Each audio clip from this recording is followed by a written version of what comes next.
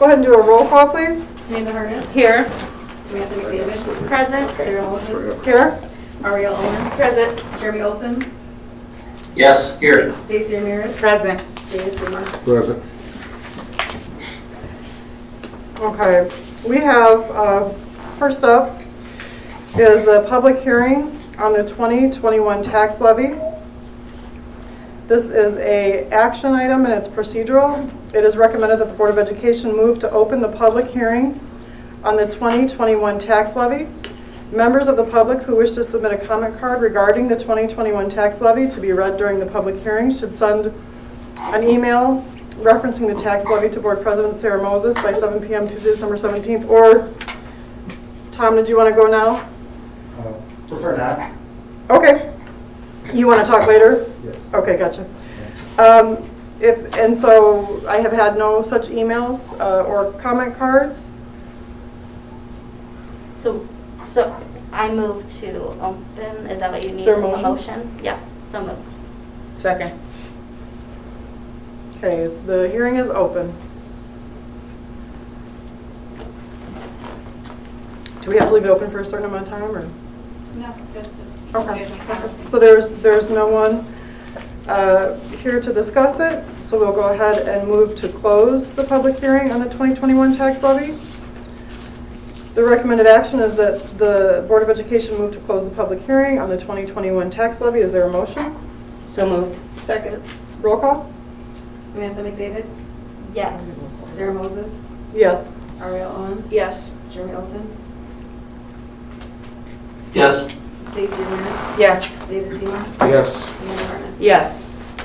You know, we didn't do a roll call on the opening of the hearing, did we? Yes. No, we didn't. Okay, so let's just go back to item A, and we'll go ahead and, how should I do this procedurally? I'm going to make, let's go ahead and recommend that the Board of Education move to reopen the public hearing. Is there a motion? So moved. Second. Roll call? Amanda Harness. Yes. Samantha McDavid. Yes. Sarah Moses. Yes. Ariel Owens. Yes. Jeremy Olson. Yes. Daisy Ramirez. Yes. David Seymour. Yes. Okay, we'll go ahead, since we have no comments, there's no one here to engage the board regarding the tax levy. We will go ahead and Actually, Sarah, I do have a comment to make about the tax levy. go ahead, Jeremy. So I think you and Cindy and I had a conversation a while back regarding the way the funds are coming in, and we have to abate taxes with the money for 2 years, but then it goes into our base. And with all of the additional funds coming at the closeout of these TIF districts, and that additional funding coming in from state sources, which then begs the question, I think from a taxpayer perspective, is if we have $10 million a year coming in from the state. You're referring to the taxpayer relief grant. Correct, sorry, I should That's have okay. pointed that out. Just clarifying. Yeah, I'm talking about the taxpayer relief grant. So we get the $5 million in or whatever, and we abate it for 2 years, and then it goes into our base. And again, we got another one, we abate it for 2 years, it goes into our base. So that's really an additional, after those years, you know, $10 million in state funds that are coming in. And I think from a transparency and taxpayer perspective, we should think about the fact of, well, is there $10 million that we should not be levying at the city level anymore? And I think that's something that we should give credence to. I mean, obviously as a taxpayer, it interests me as well as I'm sure many others, is that, you know, honestly our total budget is, or not budget, but our funds are going up by $10 million a year in the next couple of years. And, you know, we don't have anything on the books that says that the taxpayers are going to get, you know, anything back. So I think it would be prudent for us as a board to discuss that and decide if there is something that we want to do relative to that. And obviously I would like to hear some of Cindy's guidance as well, but I do think that it's something we should be talking about. Can I come up? Yeah, and yeah, you're right, Jeremy. The property tax relief grant dollars, yes, it gets embedded into our evidence-based funding formula. So it is there, we just had the one we had for the 1990 or 2019 tax levy and the 2020 tax levy. So we abated those taxes, the bond and interest.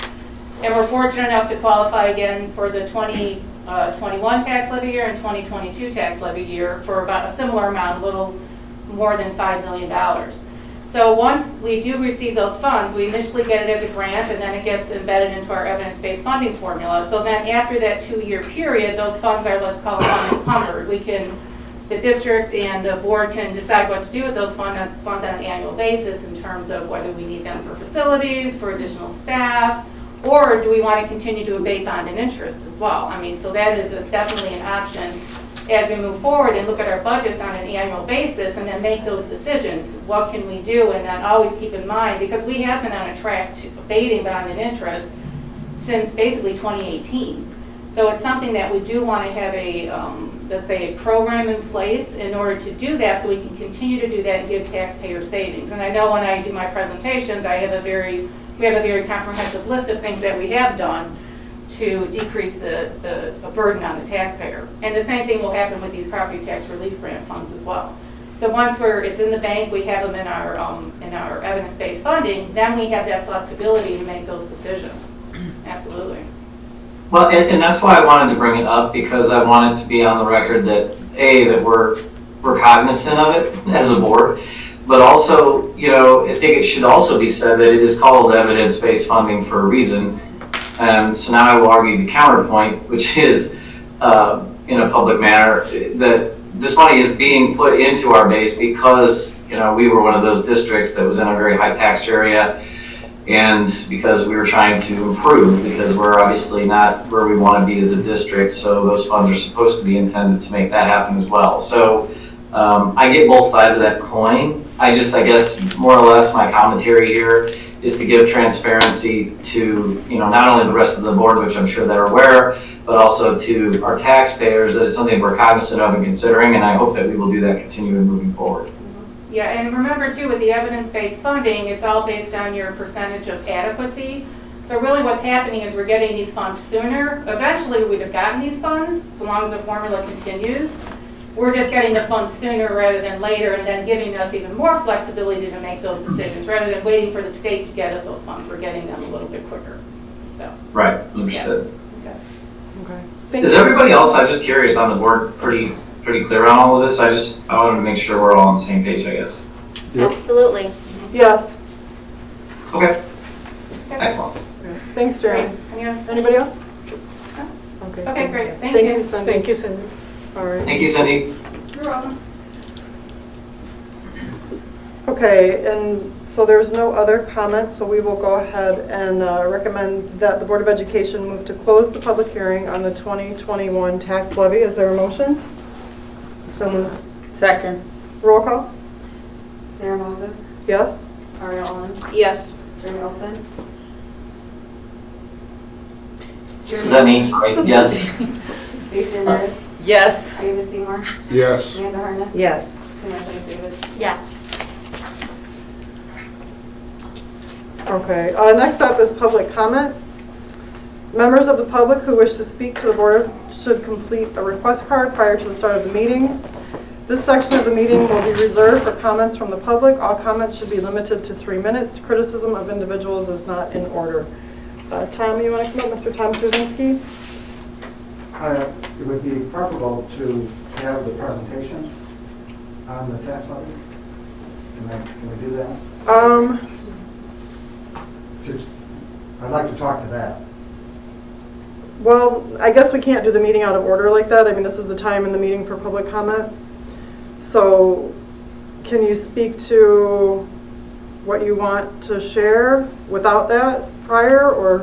Well, it's nice to have the data up, is all I was saying. Some of the data. I can try to do that. I mean, I think you've seen the presentation already on the tax levy. yeah. So, a couple things. First of all, my name's Tom Trzynski. I'm a member of the Finance Advisory Committee currently, and a past board member. So I'm not sure where I'm supposed to stand. You're fine, right there. Right there? Yep. Okay. So public education is a tremendous asset to the community. I think those who have been involved and followed public education and supported it through the referendums and all the activities in the last 20 years really appreciate, all the things you do and how difficult that is, particularly now. I think it was easier when I was there. But a couple things. The property tax relief grant program, I guess it's titled Property Tax Relief Program, and it's directed, as I understand it, and looking at the documents from the state, it's directed to units that have high tax rates. And that's the qualification for getting the grant accepted to begin with. Now, they obligate you to abate it for 2 years, but they give you the money to do the abatement, right? So the net effect to the district is really negligible at that point. And on a go-forward basis, they put that equivalent amount of money in your base, and it stays there forever, as long as the state is able to maintain its funding levels, which in the past they've had some trouble doing that. But effectively, they're saying they're going to put this in the base, and the base can't be reduced, right? So that's $5 million on the first one, and I think the comments that were made earlier, another $5 million on the second one. The bullet points that they have in some of their material, it says that provides school districts with high tax rates relative to other school districts, with an opportunity to lower the property tax burden. So there are a lot of districts that are on that list that are relatively poor districts with low EAVs, and therefore struggle, to provide adequate funding for their schools. Our district is spending half the state average, close to it, on a per student basis currently, and this would be incremental to that, potentially. To put it in perspective, in 17, the EBF funding rate was $22 million. It's up to about 28 now, and the $5 million will go on top of that, and another $5 million will go on top of that, right? So from 28 million, we'll be at 38, which is a 30-some% increase, which is a much more substantial rate increase coming back to the district than you would ever get through the EF. Tom? You're at 3 minutes, so I've got to Okay. stop you, to be fair. Well, I guess the bottom line is, I think that a portion of that should be considered by the board as you consider this, as to be a permanent reduction in the tax rates, Okay. while still maintaining a piece for education purposes. Thank you. That's really what I had. Thank you, Tom. Thank you. Thanks, Tom. All right, next up is board committee reports and correspondence. Does anybody have any committee reports from committees that you have attended since our last meeting? Okay. Then also, let's go ahead and talk about, we do need to do a closed session to ratify contracts before January 1st for insurance purposes. So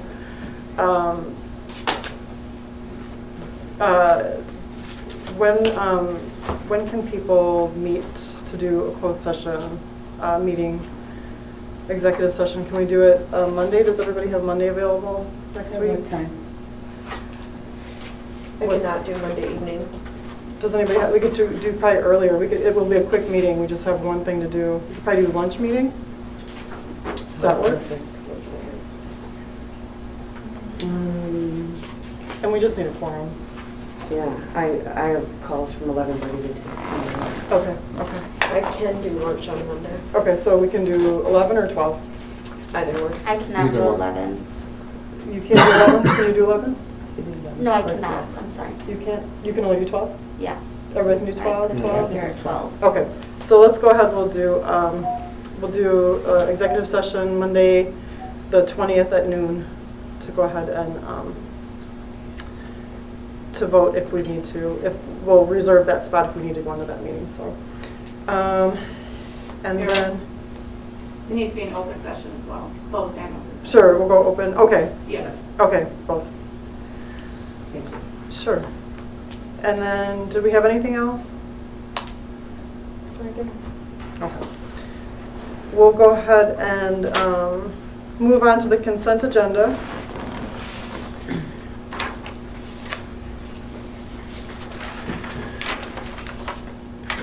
It is recommended that the Board of Education approve items A through H on the consent agenda. Is there a motion? So moved. Second. Roll call? Ariel Owen, Yes. Jerry Olson, Yes. Stacy Ramirez, Yes. David Seymour, Yes. Amanda Harness, Yes. Samantha McDavid, Yes. Sarah Moses. Yes. Next up, for old business action items, the adoption of the tax levy 2021 tax year. This is an action item. The recommended action is that the Board of Education adopt the 2021 tax levy as presented on the certificate of tax levy. Okay, so I just have a brief presentation here, and I do have in your board agenda the previous presentation as well that has more detail. Okay. So just a reminder in terms of our tax levy calendar, the board approved the levy request back on November 16th, which was at least 20 days before the tax levy is approved or adopted, which is tonight. It has been posted in the newspaper. That was done on December 4th, and we held a public hearing earlier this evening. And now we're in the part of the agenda where we actually adopt the levy, and then we need to file the levy with the county clerk by December 28th, which is the last Tuesday in December, so we'll take care of that. So again, here are the tax levy considerations as we were looking at the estimated EAVs and growth numbers for the DeKalb County and for the district are within our boundaries. And these are estimates as of November 8th, and they've stayed pretty consistent. There hasn't been any major changes up to this point.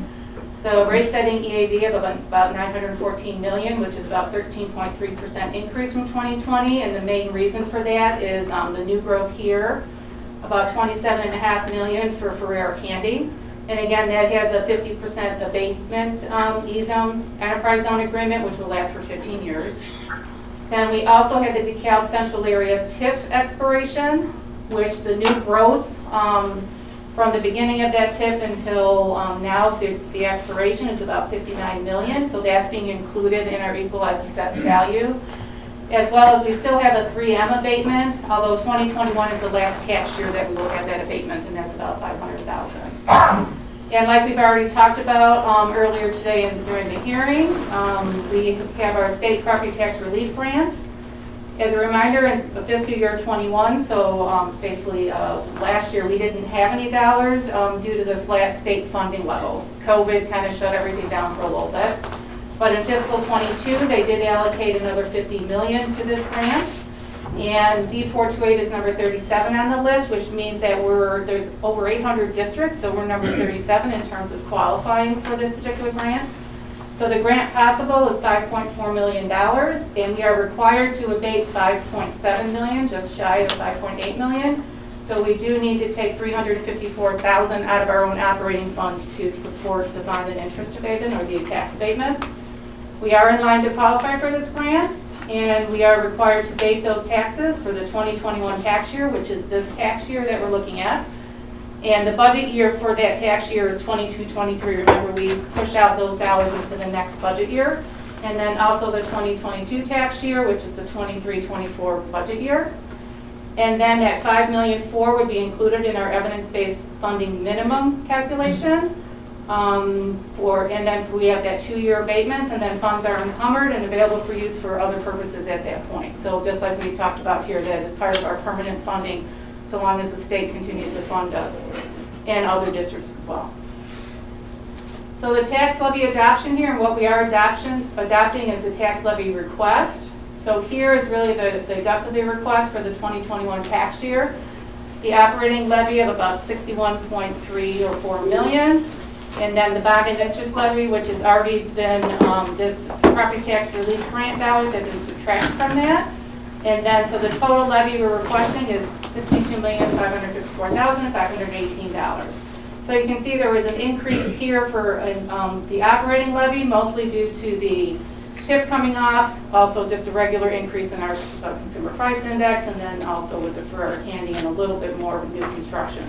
But you can see a decrease in our bond and interest because of that property tax relief grant. So about 9.76% increase in totality. Of course, we balloon it a little because we never know if there's going to be changes to our equalized assessed value. So we really can only get what the formula tells us. Down here is really more of a, probably more realistic look at what the actual levy will be extended based on the EAVs. And again, everything is based on estimates until we get those real numbers, which we'll see in March or April. So again, we're capturing the increase for inflation, which for this tax levy period is 1.4%, plus new growth, plus the recovered TIF equalized assessed value like we spoke about before. Again, includes that property tax relief grant that we will use to abate bond and interest. So you can see here, if we did not abate that bond and interest, the debt service levy, which is the bonds we will have to pay in next fiscal year, is just under 7 million, so 6.9 million. So less that abatement, so our actual levy is going to be about 1.2 million, plus they put a loss factor in, the county does that at 1%. So about 1.2 million in totality. And based on these estimates, we're looking at a estimated tax rate of about 6.6496. Our tax rate last year was 7.0649. So this is actually a decrease if you're looking at a homeowner who had a market value of their home in 2020 of $150,000. And then also applying that 2.53% increase for existing property equalized assessed value, it's about a $99 decrease in the tax bill. So again, here's some of our taxpayer saving strategies. I know you've seen this probably ad nauseum to some extent, but I'd like to just remind everybody of the things that we have done to help the taxpayers. We started this bond and interest tax abatement even before property tax relief grant dollars were available. So we basically what an abatement means is the taxpayer doesn't pay any portion of the debt for that tax levy year. The district is paying that debt and not levying it to the taxpayer. So in 2018, we took $1,750,000 from our operating funds to abate the bond and interest tax levy. We did again in 2019 and 2020, we had those property tax relief grant dollars that we used in order to do the same. We did have to put some of our own funds in as well, similar to what we're going to have to do with this next round of relief grant dollars. That was $313,000 a year. We did a multi-year bond restructuring process that started in 2016 and ended in April of 2020. So every single year we were issuing bonds to pay off previous bonds to get a lower interest rate and to basically help the taxpayers so they didn't see a big spike in their tax bill. So the total savings to a taxpayer compared to the original debt structure is close to $30 million over the term of the debt. So also what we did here too, while we were doing all this restructuring, we used some TIF surplus funds that we received from the city of DeKalb to pay down principal, because at the time when those bonds are callable, we can pay down principal just like paying down principal on your mortgage. Once you do that, you pay less interest. And then we also used $10 million in reserves that we had in working cash fund, which is actually monies that we received from the state from a construction grant years ago, back in like 2011, that we had just sitting in our working cash fund, and use that $10 million to also pay down principal on the bonds to get a low interest over the life of those bonds. And then also last tax levy year, so this time last year, the board did choose not to increase the operating tax levy by the applicable consumer price index, so that's 2.3%, which is a permanent decrease in the tax levy of $1.2 million for last tax levy year, and then every year thereafter it's a cumulative decrease, which is a permanent savings to the taxpayer, but also a permanent reduction in our revenue. So that is it. If there's any questions, and to that. Thank you, Cindy. Does anybody have any comments or questions? Thank you. Thank you. Okay. Thank So you very just much. Oh, go really ahead. quick so we're clear. Yes. If everything stayed the same with the taxpayer's home, their value, we're decreasing the tax rate. So that's how Yes. their bill is going down. We are Yes. not increasing the tax to the cost. Well, we're decreasing the tax rate. Rate. And then everybody's home is assessed differently, so that's the tough one, because we're doing everything cumulatively. So we cannot control if the tax assessor increases the value of their Right. property, which would increase the tax dollars. We are decreasing the tax rate. Yes, So ultimately trying to decrease tax dollars. yes. Okay. Yeah, kind of globally. Yes. So, I mean, your neighbor might look different than the neighbor next to you. Correct. But really, I mean, the whole purpose is to bring that tax rate down and to, regardless of what that EAD may be, which it isn't regardless, because everybody's EAD is going to be different, Right. but keep that tax rate down, and so then it minimizes the increase, or you have a decrease. Right. So, yeah. Perfect. Okay. Anybody else, comments? Okay, thank you, Amanda, for that. So we will go ahead and recommend that the Board of Education adopt the 2021 tax levy as presented on the certificate of tax levy. Is there a motion? So moved. Second. Roll call? Jeremy Olson, Yes. Daisy Ramirez, Yes. David Seymour, Yes. Amanda Harness. Yes. Samantha McDavid, Yes. Sarah Mosley, Yes. Ariel Lynn, Yes. And Cindy, thank you for doing such a good job of explaining all of that and what's been a positive thing for the community. Okay, yeah, no problem. And all your hard work on it. And then next up, we have the bus issue update, Miss Cindy Carpenter and Mr. Liddell Cass. Alright. Liddell Cass is here from First Student, and he's going to give us an update based on when we had our last meeting, and he has some news in terms of where we are now and what they're doing to kind of get everything stabilized, let's say. So, Great. Thank you for having me back again this You want to come month. right up here? Liz? Sure. Perfect. Thank you. I presume at this point you've received the document that we prepared for the board for this meeting. First, I just want to apologize. When we came here last month, I assumed that you were getting this sort of information already. It has been our expectation that we're trying to be more proactive with communication this year, considering how challenging the times were. It was obvious that night that a lot of information, not enough information was getting to you about what we are doing, where we are, where we're trying to go, so. I'm sorry, you're talking about what you have in your hands? Yes, yep. We don't have that. Oh, okay. Can you speak a little louder too for me, please? I'm so sorry, but with the mask on, it's a little bit hard for me to hear. Yeah, no, absolutely. So, Does somebody have that to send out? I thought we don't connect and attached it. I'll make sure that it gets attached. I can make copies. Thank you, Cindy. Yeah, cool, because we need to get Jeremy a copy. Thanks, Ben. in general, in preparation for this meeting, we prepared a summary just of where we're at with drivers, as well as what we've done to date to try to improve the situation, to retain and attract drivers. And we do have some more defined steps about where we're trying to go in the new year to better fill seats. Shall I go through some of the key highlights of the document, then present it more formally? Okay. So, since the last meeting, we have resumed transport for all the routes that weren't being run starting in October. We have hired 6 drivers since October and reduced leave of absence by 3. So we've effectively gone up 9. Currently, we have 76 scheduled routes. Our total driver goal, though, is 84, which does include 8 standby drivers. To be full on a given day, we need 76 drivers to complete all routes successfully, AM and PM. We do have 74 active drivers plus 5 licensed staff and 3 on-call drivers that we're utilizing daily to provide service. So in total, that number is up 9 since October when we had routes not running. We do have 4 drivers in class, 2 in on-road training, and 4 scheduled to start CDL class this week. So we do maintain a pipeline going forward, and we do expect, I think, up to 3 that will license before the holidays. Any questions about current status or the route resumption before I go into some of the detail of how we got where we are and where we want to go next? Okay. Oh, I'm sorry. I did email the board the document. Oh, thank you, Sandy. Thank you.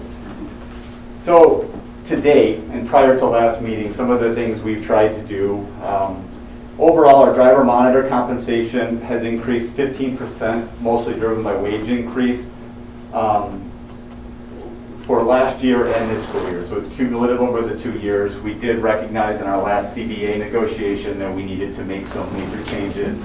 Things weren't working right, and we were trying to fill seats. We have increased our new driver sign-on bonus this summer from $1,000 per driver to $2,500. We had rebuilt our local recruiting team and leadership, so we do have a team that canvasses in the local community that they're all employees of our DeKalb location.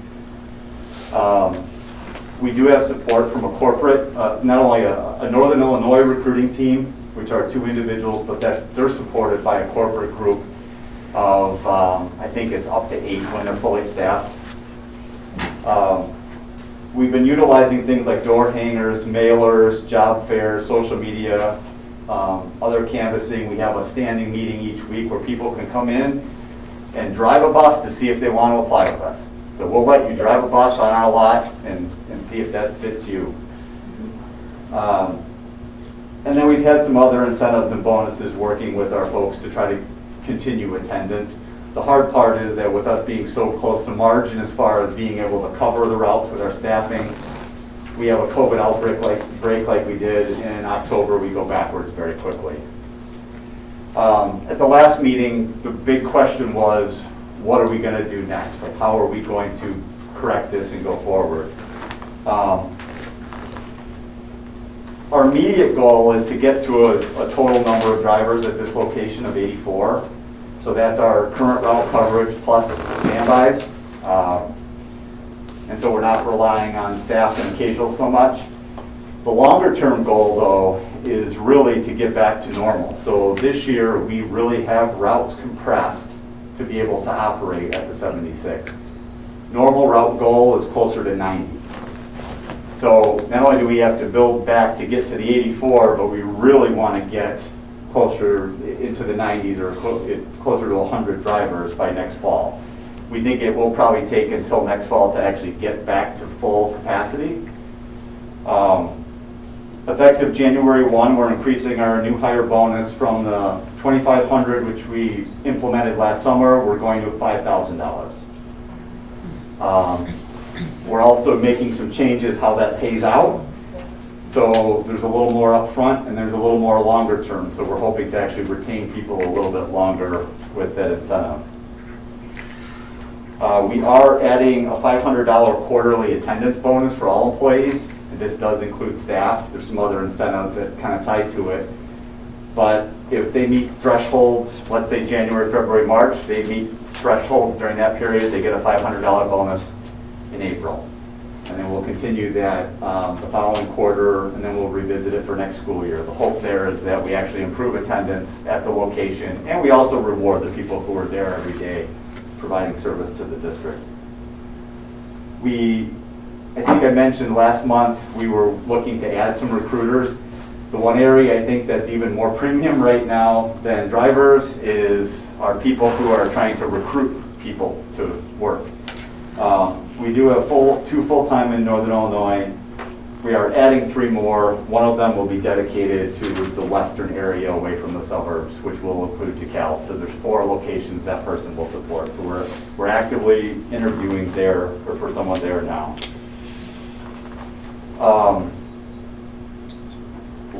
One additional thing related to drivers, we're starting to recover in some other markets. We are struggling everywhere. We've gone backwards everywhere. We actually are starting to see some bench refill in some markets, and we actually think we finally will have some people able to travel again if we need them to. So prior to pandemic, strong economy, one of the ways we've solved that is we've really overhired in markets where we've been able to hire, and we will send people on the road for 10, 12-hour days to cover in other markets. The pandemic's even set those locations back, but we're finally building some benches back in markets. The closest being Belvedere, where we've historically been able to hire pretty well. The document that I sent out didn't really discuss monitors. That is an area of bus attendants. That's an area we've struggled as well. We are increasing the sign-on bonus for monitors to $1,000 from $500. We are working with the union regarding our monitor rate, which is lower and kind of paces ahead of minimum wage rise.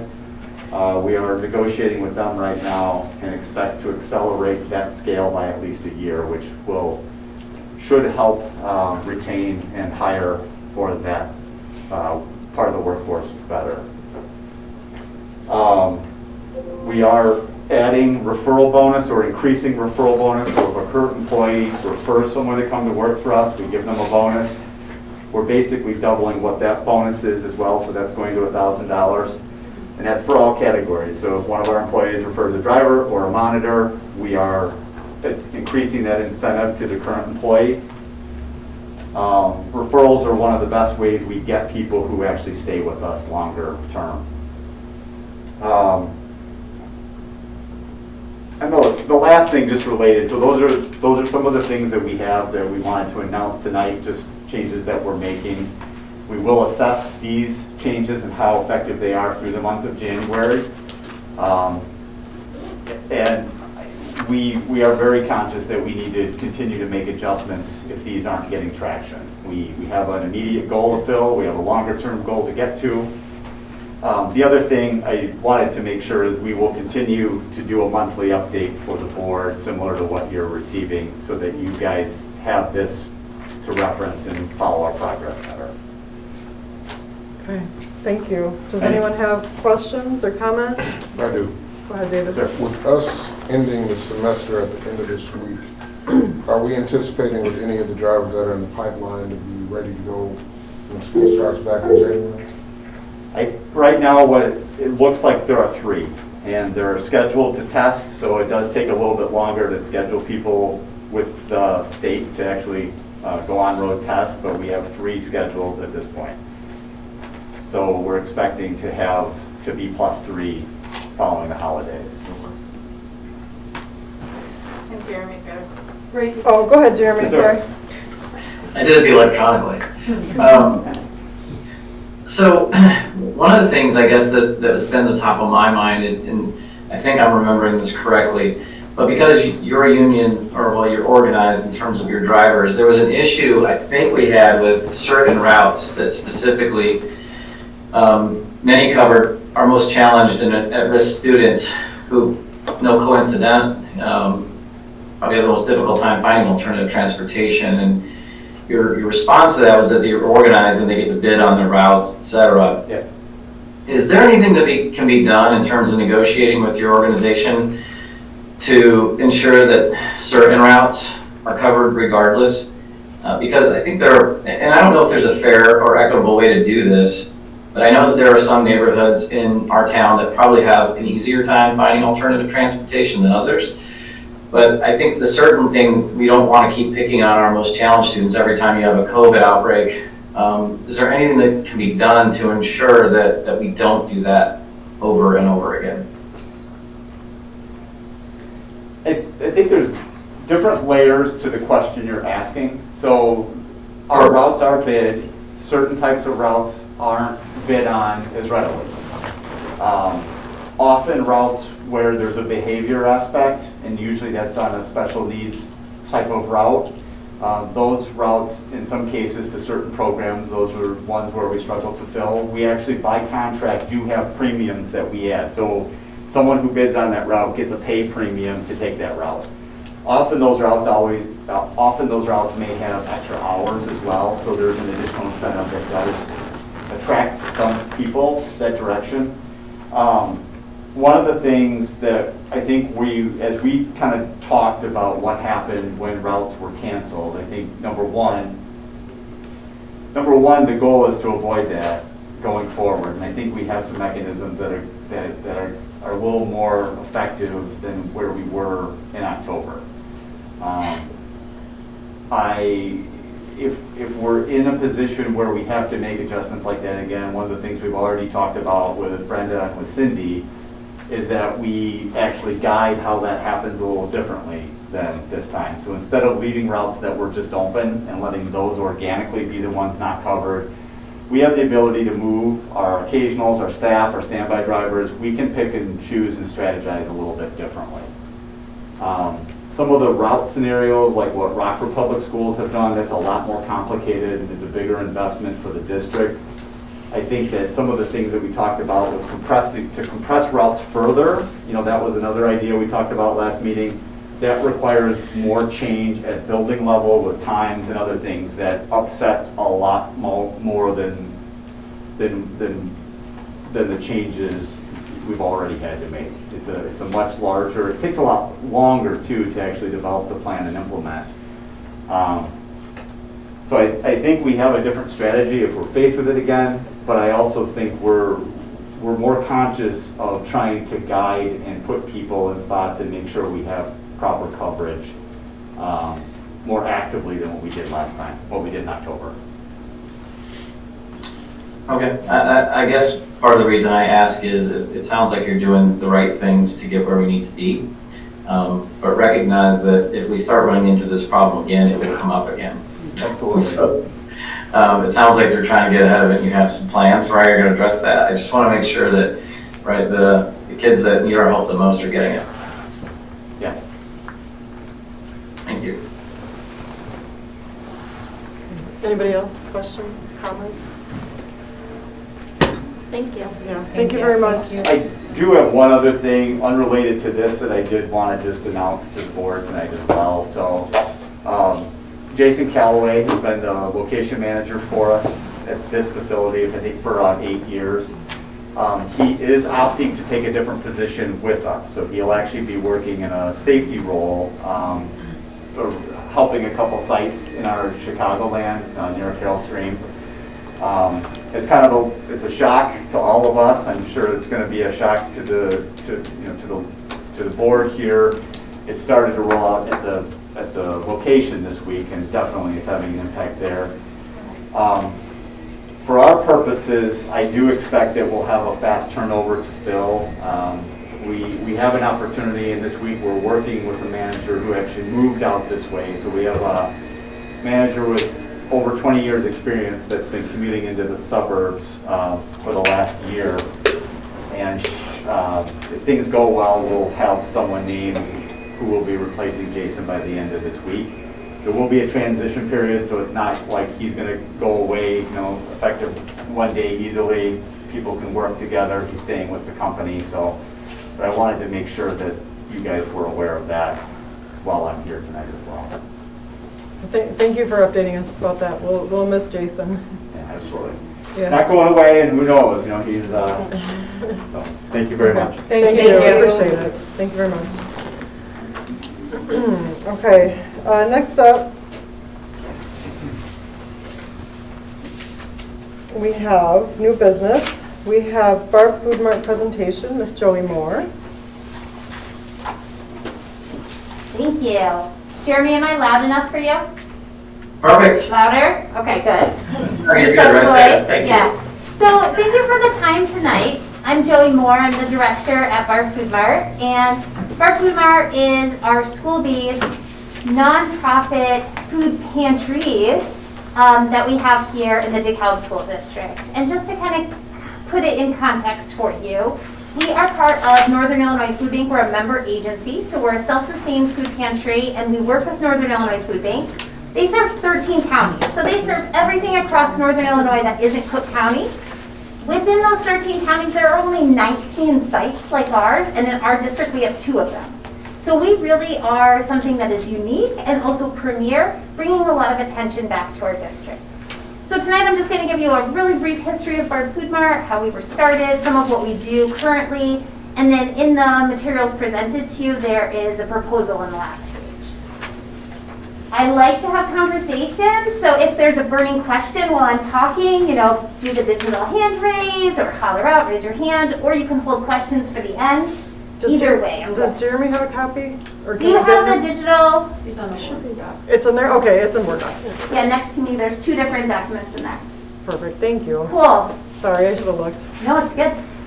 So Barb Foodmart was founded in 2013. We've been around for 8 years. We were started by a group of retired teachers who really identified that need in our district for kids to come to school ready to learn with full bellies. They knew that kids were at home on the weekend and in the evening, hungry, and that there was something that we could do about it here. They went to research what was happening, and there was really only one food pantry that was embedded in a school at that time out in Belvedere. And so when the teachers, retired staff, and community members decided to get together to create this food pantry, it was really cutting edge. And something that they completely believed from the beginning was the dignity of every family, and how they addressed that was through all of the choices, not only choices in food, but choices in how much food, and to remove all barriers that they could to accessing that food. Over the last 8 years, lots of things have changed for us, and we've grown a lot, but we have really held on to that belief that all of our families in our district deserve that type of dignity and all of the choices that we can offer them. As the pantry grew, we started from 30 families the first week, and last night when I closed our online ordering, we had 244 families requesting food from us. So that has been a really big rate of growth. And along with that, our volunteer pool and then some staff have propelled that growth forward. So about 2.5 years ago, I came on at Barb Foodmart. We now have 3 very, very part-time staff. And we access about 100 community members, staff, and NIU student volunteers to have about 40 on site every week. So we have a huge volunteer crew that is managed by a few staff members. And together, we're really able to offer families the kind of variety that allows them to make the choices that are best for their kids. So what we want to do is we want to empower our families to make choices around nutrition, around cultural foods that speak to them, within their religious constraints, all of those things, we view those as being really essential, and we support them in making those choices and in accessing the food in ways that are safe and comfortable for them. So for the last couple of years, we have really examined what we've done and been very data-driven in how we have moved the pantry forward, and we're seeing that response from the families, again, with the 244 families requesting food in 2 days this week. With that, there are some other things that we're really proud of that we want to tell you about. We've been looked at from other agencies in Northern Illinois as really a premier model. So we've been working with Loyola University, University of Illinois, and Northern Illinois Food Bank to share how we do our work here, how we support our families, and how those families are feeding their kids. So all of those things we're really excited about, but like any other small nonprofit, it comes with some challenges too, right? And for us, the biggest challenge right now is funding. We know that the utilization is going to continue to be there because we know that that need is there in our district. How do we fund all of the things that we have established, and how do we keep this work rolling? So if you go to there, let's see. The second part of it might be in 2 separate documents. It's probably printed stapled for you. What I'm here tonight to ask about is continuing that relationship that we have with the district. So right now we receive space and utilities as a gift from the district, and that allows us to do the operations. But what we're really looking for is financial support for the actual operations. So to be contracted for the service that we provide for our kids. We know the families are seeking out that service. We know that the need is there, and we know that the impact that we have really is immeasurable, but we need to be able to continue to provide that service for the families. And for us to do that, some sustainable sourced funding would really create that base. Right now, we're very aggressive. We're out in the community seeking out local grants, national grants, other foundations. All of that funding comes in for us, but it's not a strong base that we would like to see for this nonprofit to be able to continue to really serve the kids. I could tell lots of stories, but what other questions? What do you guys have? What are you brewing? I know a lot of people in this room have been to Barb Foodmart, participated in supporting families. So I guess I just have a question about like when you were talking about grant funding. Are you limited in any way because you only serve a school district and not Yeah. an entire community, or is there anything around that? So the way that food security world works is there are certain foods that even come from Northern Illinois Food Bank that are accessible at no cost to many pantries because they serve everybody in the community. So those are called commodities, and those are not things that we can access. We also purchase the food from Northern Illinois Food Bank, but of course it's at a great discount. So it's not like we'd be purchasing it at a wholesale supplier, but we do need to be able to have funding to receive those types of food. And we are limited in some of the things we can access because we limit who we serve. We limit who we serve so that our families can be served as well as possible. You know, we don't have the capacity to open to the community, and we really have examined what is our mission, who are we here for, and we are here for the DeKalb School District families exclusively, and so that's who we serve. And with that, there is some funding constraints. Okay. Yeah. Other questions? Yes. Yeah. Do you have other funding partners? We do. So we receive primarily grants and also private donations. Our DeKalb School District staff are incredibly generous across all sites, and they have the opportunity to donate directly from their paychecks to Barb Foodmart. So that's a source of funding that we can count on every month. With the surge in utilization at the pantry, so that really steep increase that we've seen, it's not enough to kind of keep us going where we're at. And we never want to be a place where somebody rolls up and we say, I'm sorry, we're out of food. Like, that is not something that would sit well with us. So we do plan for that surge. Other community partners, we've been really aggressive in building relationships with Mortensen Construction. This week I took a call with Ferrera Candy Company. Suter has been a really long and ongoing donor for us. So there are business partners we have in the community, and I know this is on the record, so there are other business partners I haven't named also. There are business partners, there are foundations. We're working with the city to apply for some of their funding. So if there is a funding source out there, there's a very good chance that we have gone after it, because we know the bottom line is when we survey our families, they ask for things like, I would like more fruit for my kids. Can I have whole milk? Do you have eggs this week? Those are the types of foods that I get excited to provide for families because that's what they're looking for. But those foods cost money. So we know that the more money we can bring in for food, also, the more we can offer the foods that families are really looking for. Did that sort of circle around to your question? Got it. Yes, and we're still looking. Does anybody else have questions? I just have a comment. I don't know that you would be able to answer this, Joey, because I do think Barb Foodmart is an amazing asset to our community, and so it's easy to say that I want to support Barb Foodmart as a board member. I am just wondering what an actual contract for service looks like legally and like liability-wise, and what all of that looks like. So I'd like to see those details kind of hammered out on our, I think that would have to be on our side with our legal people. But yeah, I really appreciate the work that you do. Thanks. It is a true team effort, as evidenced by the photo of the kids on our proposal, that we really view it as community supporting community.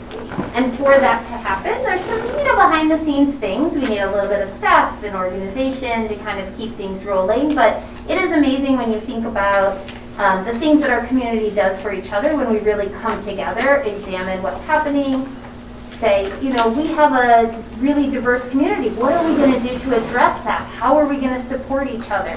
What can we do every week to come together to make sure that the kids are fed? I think that there might have been some history with contract for service, maybe with another nonprofit that we could look at and how to mirror. And then, so the district has been pushing out more information too about Barb Foodmart to our families, to our students, so we're seeing an increase as we do that. And anticipate that we still have a lot of families that are in need? I do. So in the last 2 days, I registered 25 families. Oh, wow. At this time last night, I was on the phone with families making sure, hey, I hear that you need us, you're not sure what to do. You know, when families come to us for the first time, there can be a lot of apprehension. And so if they are left, if I just say, well, you'll figure it out, go on the website. No, that's not enough. If families are coming and saying, I'm not sure what to do, that's fine. I'm gonna call you, we're gonna text, we're gonna get this figured out so that when you come Thursday, you feel really supported, and then you can bring somebody else who might need help and you can support them, and how we can continue to support each other. I can tell you on all 4 shifts I have for volunteers, I have at least one person on each of those shifts that also uses the pantry. So not only are we helping support families in receiving that food for their kids, but those families are really interested in continuing that cycle and giving back to the community themselves. I think, based on rough numbers, that even at 244, we are not serving the need in our community. If we're to look at our district and our free and reduced lunch numbers, and you have to do like some math for me, but if we're looking at those free and reduced numbers against our student population, if I take 25% of the free and reduced families, I should be seeing about 300 a week. That's much higher than what I'm already seeing. So I think that the need is greater than the utilization, and we're just going to continue those outreach pieces. I can also say that families don't use us permanently. I have families that email and say, hey, thanks so much, can you take me off your email list? I'm good now. And that circles around. So we are there because there are no barriers to accessing us. We're there as long as a family needs us or as short as a family needs us. And we see families from both sides coming every week or coming for a few weeks, coming back a year later for a few weeks. And that's great for us because we're empowering them to choose for their kids what they need. Anybody else have comments or questions? I guess I just have a comment. Yeah. You know, it's sort of an interesting thing to ponder. Because on the one hand, obviously what you're doing is an awesome and wonderful thing for a lot of people. On the other hand, you know, this isn't really our money that we are sort of in charge of, so to speak. And our budget is around the education of the children. And so us, you know, essentially putting in a contract, or even if we were to donate $50,000 a year to your cause, we're sort of voting to do that on behalf of all the taxpayers whose money we are the fiduciary for. So it does create a bit of a conundrum in my mind, right? I'm happy to contribute to the cause personally, but to get under contract is a whole other thing.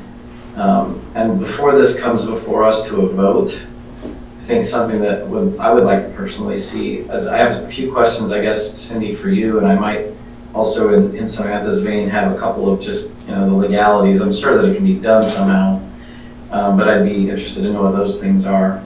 But I'd also like to hear the rest of the board, your opinions on this. I mean, it sounds like something that would be so nice to do, but at the same time, given our responsibility, I just wonder if anyone else is feeling the way I am right now. I'm sort of torn, I guess. I think that in order for students to learn and be educated, we have to meet their basic needs, and you know, hunger is one of those needs. Well, absolutely, and I think we do provide breakfast, multiple breakfast opportunities and lunch, and you know, so I think that, you know, we do a lot of that. I guess this way would sort of be like us helping to, you know, sort of contribute to dinner as well. So I certainly understand your viewpoint. I think it adds. I'm trying to think full circle. This is the first time I'm thinking about it. So. No, I hear that, and I think a lot of the pieces I don't want to get lost is like the dignity that Joey is speaking about, and the options, and just really helping to empower families. Yeah, I get it. And I'm actually with Ari on that one. I think that if we are talking about supporting the students, we need to think about supporting them holistically, and holistically means that we don't forget about taking care of the issues that are also, or helping in supporting some of the, you know, issues that they may be having at home, and this is a big one, aside from a lot of other things, right? But in whatever it is that we can support. The students that we're going to talk about supporting them, we also want to talk about supporting their families, and I understand your concern in regards to it not being maybe, you know, that we have options for them at school, but I also feel that, you know, we can't forget that the student is still our student at the end after school as well, you know. So understood. The other piece of it too, I just want to throw at you guys is everything that we do, breakfast, lunch, and things that we do for, our more economic challenged students, is spread equitably across the board, right? Whereas here it has the opportunity to be, but I think she had just reiterated the fact that really it's people who come to them, right? So it's sort of a different group, I suppose. It would be interesting to note that as well. I don't know, I'm just, like I said, I'm thinking through this, that's all. That's what I do. And Joy, I also want to commend you. I've served on other committees where I have seen some of your grant proposals. I was actually on a committee with the city of DeKalb where we just approved one of your proposals for some funding. So I don't know if you're aware of that. No, we didn't, that's news. But That'll be good. I will be contacting you actually through that. But just, I've seen the work that you all do, and I commend the work that you all do for our families. And like I said, I have witnessed some of your proposals coming through, for basic things as, cooking books and things like that that can help you provide a better opportunities for the families. So I commend you for that, and all of the staff that does, and donates, and everyone that is part of this process. So congratulations on that. I didn't know if you knew that, but I just wanted to commend you and add, to it that I have seen, your applications in different places. So Thanks.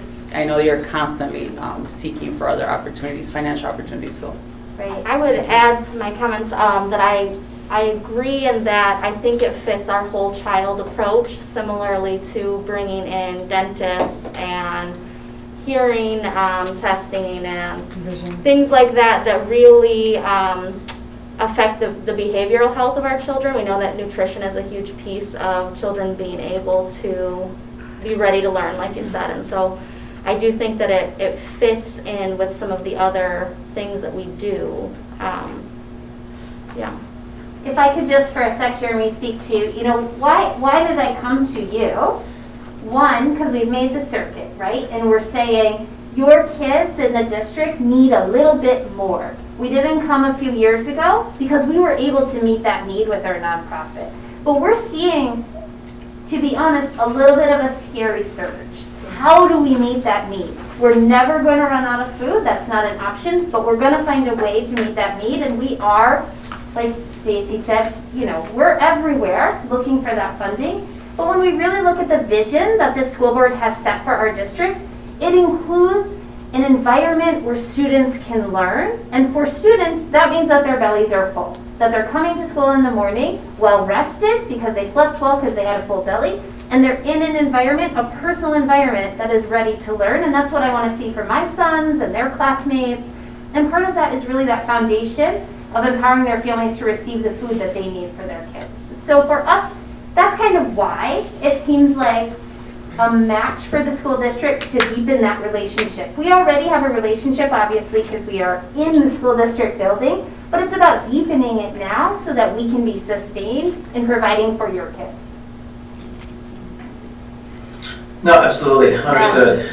And just for the record, I don't mind you asking at all. Actually, I'm just trying to do my diligence as a board member to make sure I've thought of everything.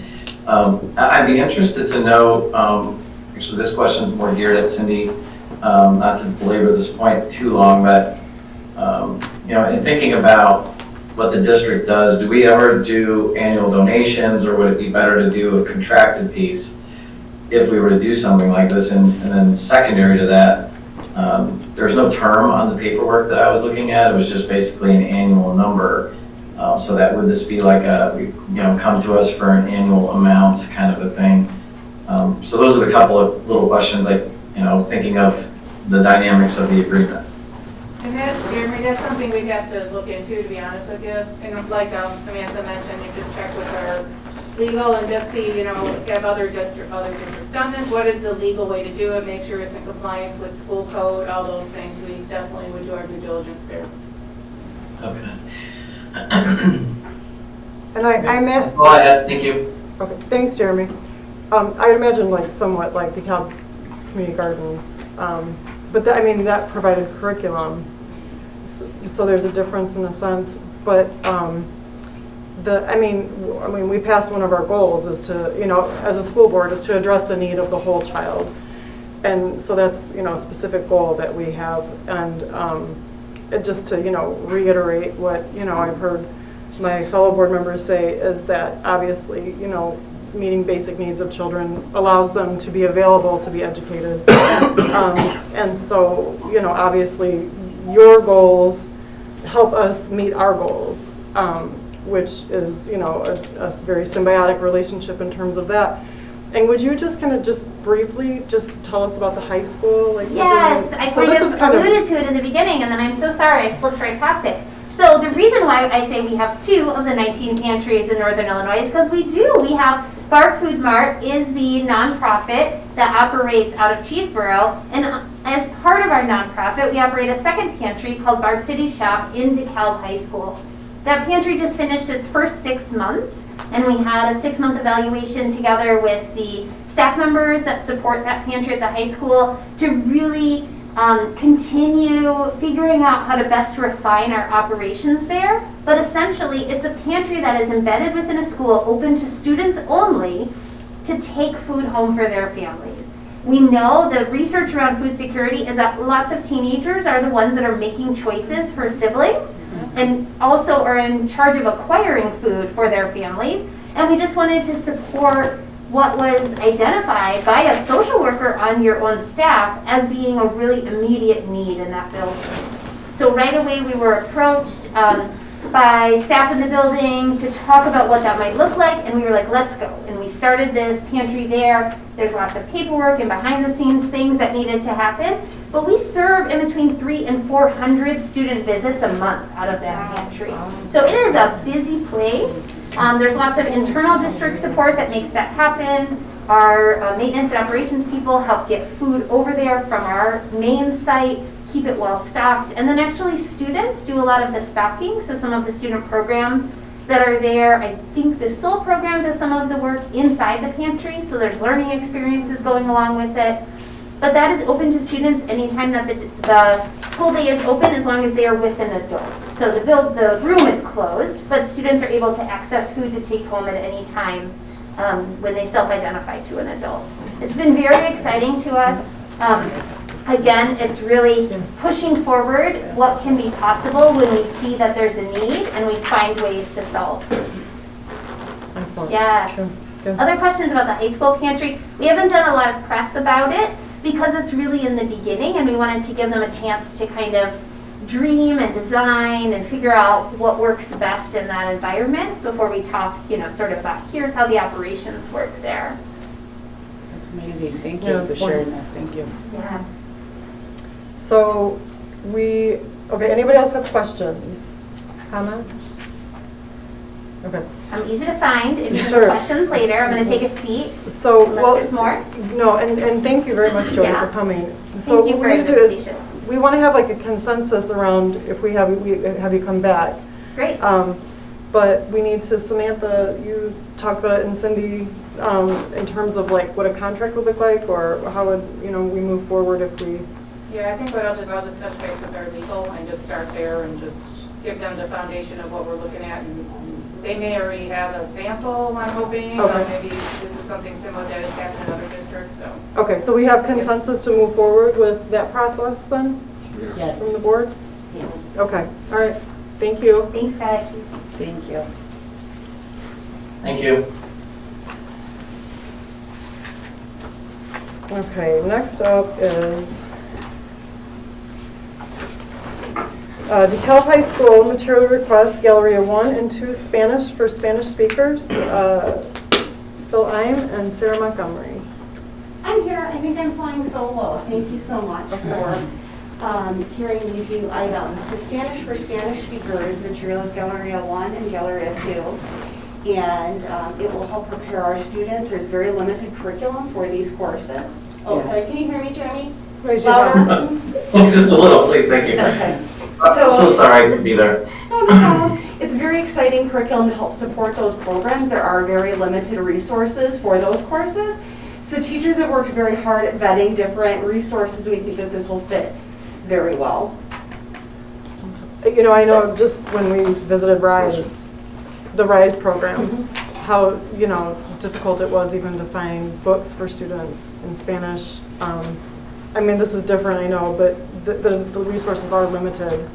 Yeah, and these are really great resources. It's not just that they're limited, but these are really good resources. This company really has cornered the market in this, for this Great. niche. Great, okay. Questions, anyone?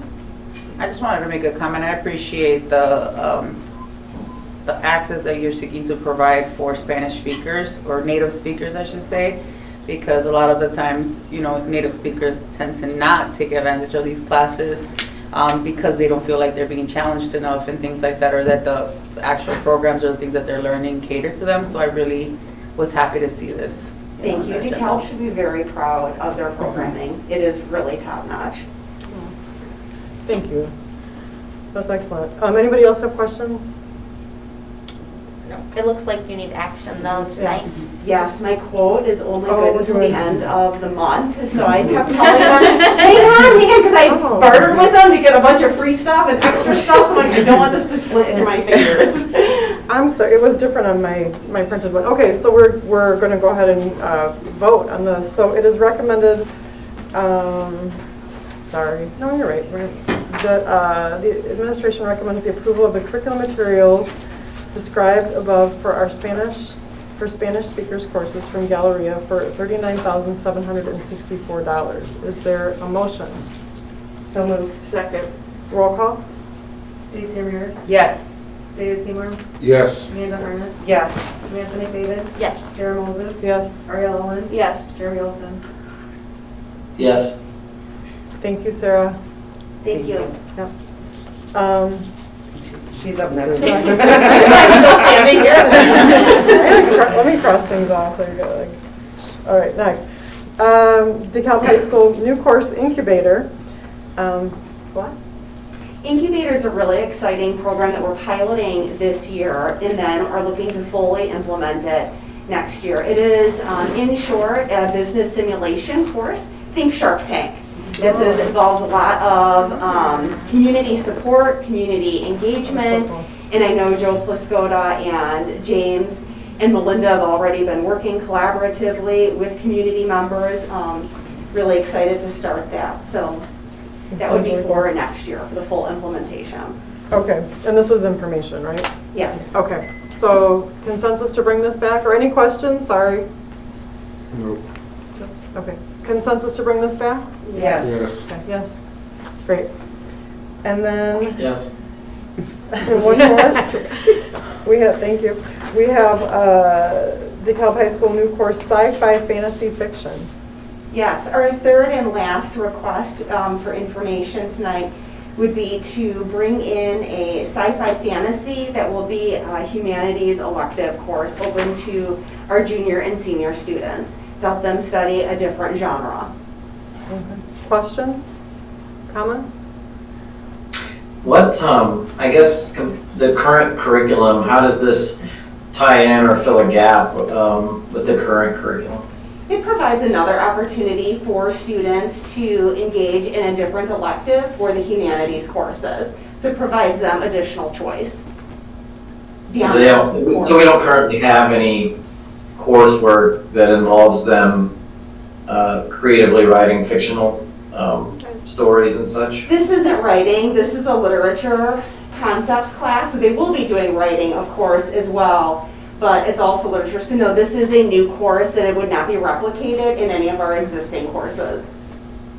So is it like reading and then writing papers about what you read kind of thing? And or what's then the- an analysis of the events in the literature, looking at the different plot lines, character development. Mhm.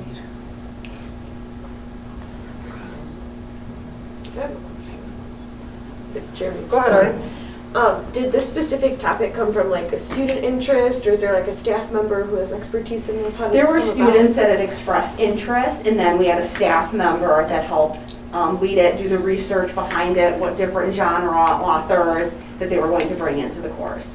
And then it surveyed the students, how many would be interested in this, what did this look like. A semester courses give the students some more flexibility within their schedule. Chance, would you take this class? Awesome. That's cool, thank you. So is the cost clearly is for materials, right? But there's also going to be like a cost for the class, or is this already teachers that are there and have time in their schedule, or This is will there not- any additional cost, I guess, other than the materials themselves? James had told me this will not impact any FTE requests, and the $1,500 is for classroom sets of books. Awesome, thank you. You're welcome. Chance voted yes. We know Chance can't vote, but. All right, so consensus to bring this back? Yes. Yes, okay. Yeah. Thank Yes. you. Thanks, Sarah. Thank you. Next up is the SLP contract, Malta. And this is action information. This is the administration recommending the approval of the SLP contract for Malta Elementary for the contract dates of January 22nd through May 22nd. Mr. Curtis? Yep. Good evening. Not as exciting as what Sarah presented on, but an important need for us. So earlier this semester, we one of our speech and language pathologists had to take an unexpected leave. If you're not aware, speech and language pathologists are very hard to find staff member. So there's a shortage of them out there. We've been pretty lucky as a district over the years to be able to fill most of our FTE, but it's pretty common for us to be short from year to year. So now we're in the middle of the semester and we need to find a replacement SLP for an undetermined amount of time.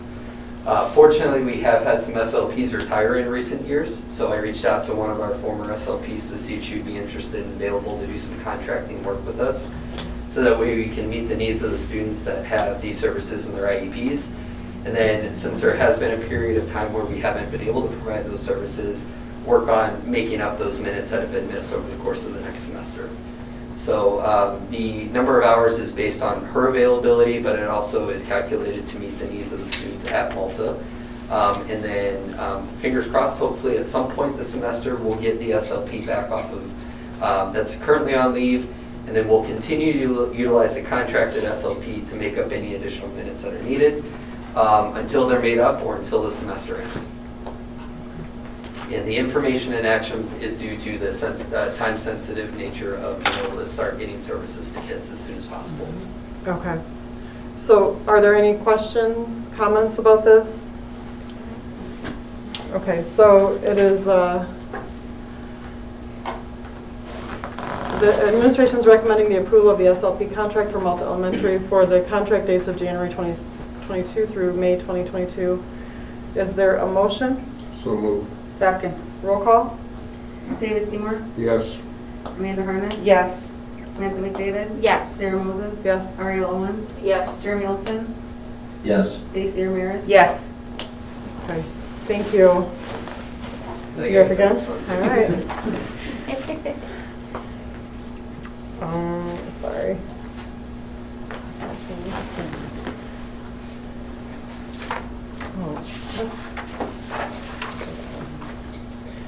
Next up is shield testing agreement. This is information action as well. Yeah.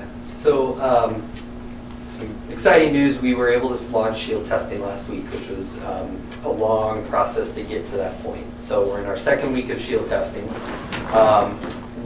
Shield Illinois, for just a quick recap, is a saliva-based PCR test that the University of Illinois developed after the pandemic started. They implemented really well on their campus and were able to keep positivity rates low because of the frequent testing of students and staff on their campus. We reached out to Shield Illinois to partner with them to have this available in our buildings to students and staff.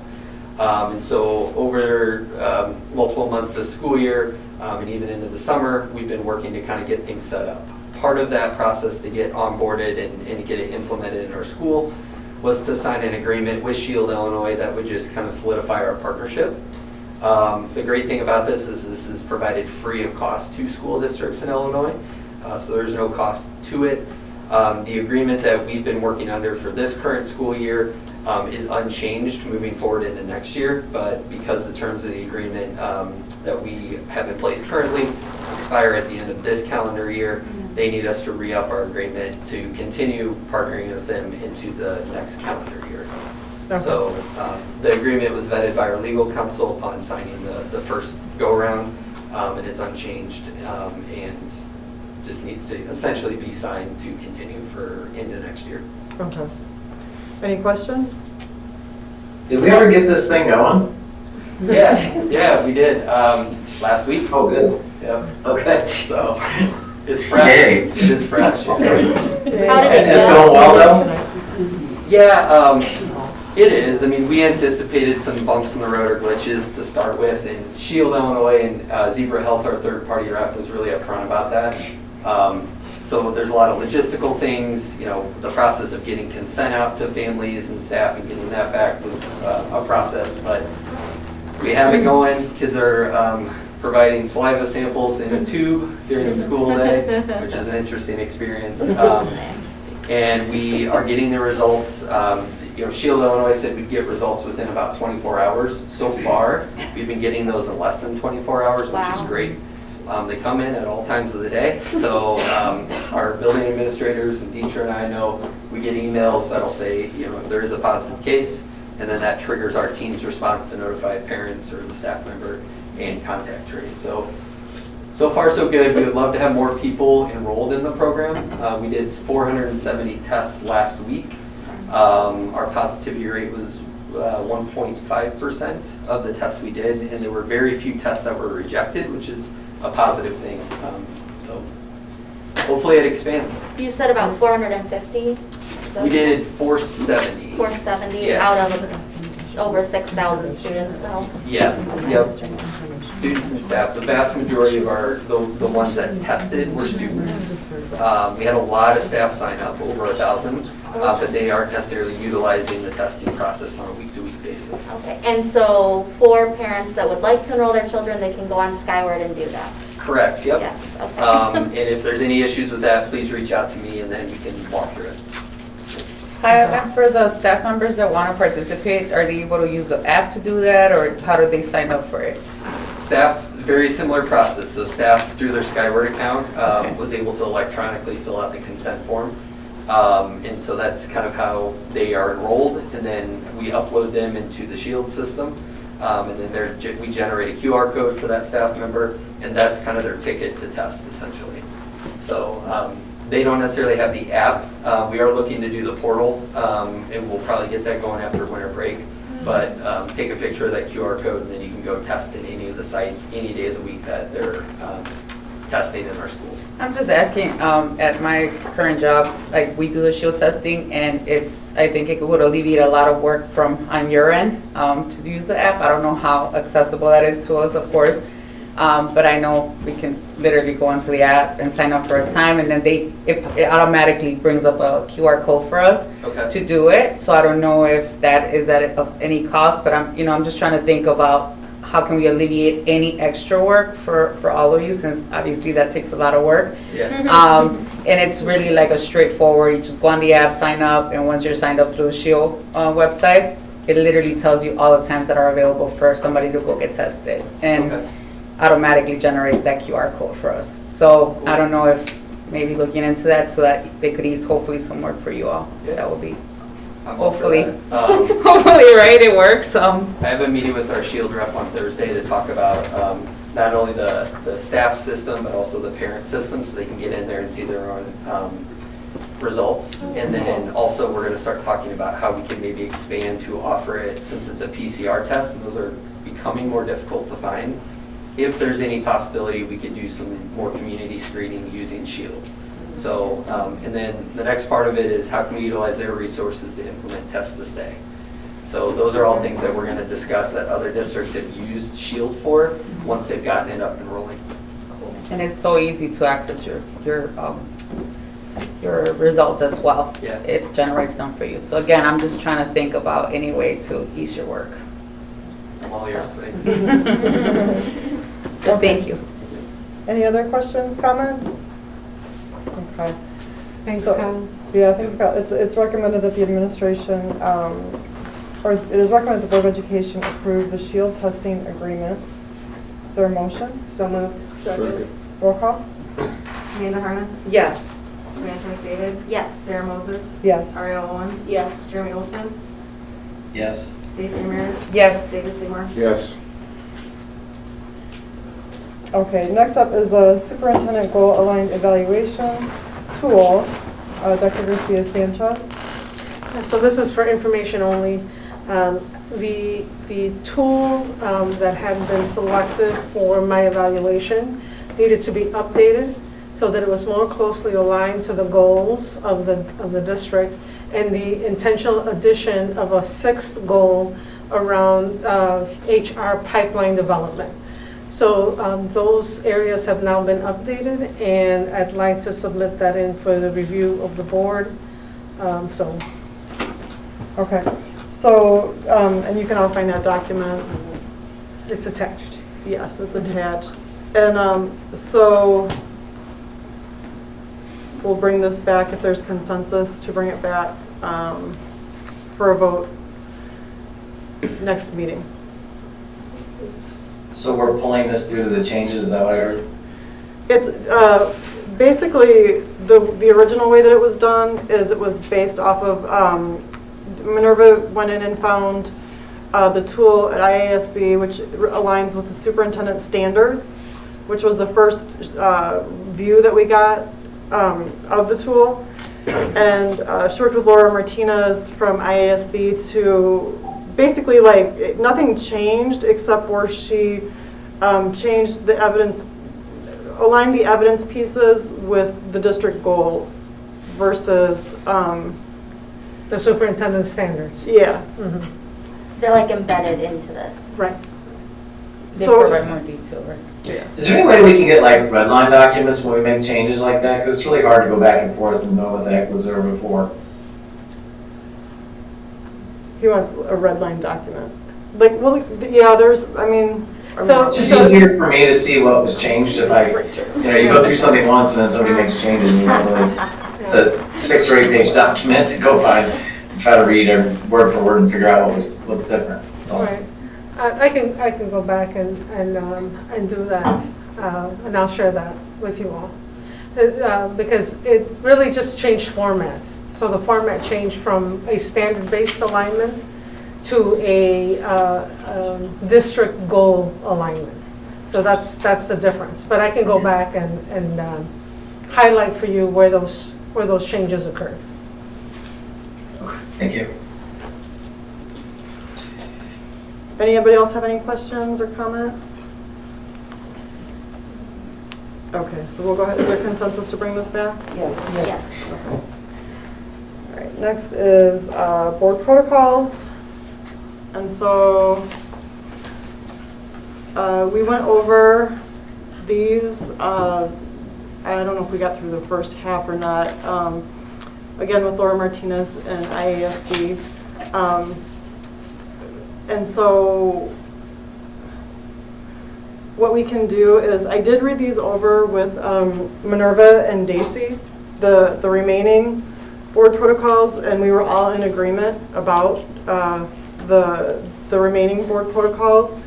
If there's anything specific anyone wants to discuss on these, we can do that if anybody wants to bring them up.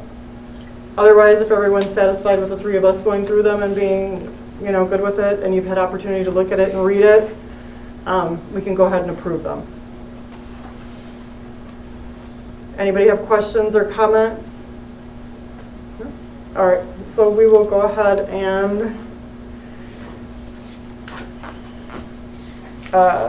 it's recommended the Board of Education approve the updated board protocols. Is there a motion? So moved. Oh, second. Okay. Wait. Oh, these are from December 2nd. Yeah. Let's wait.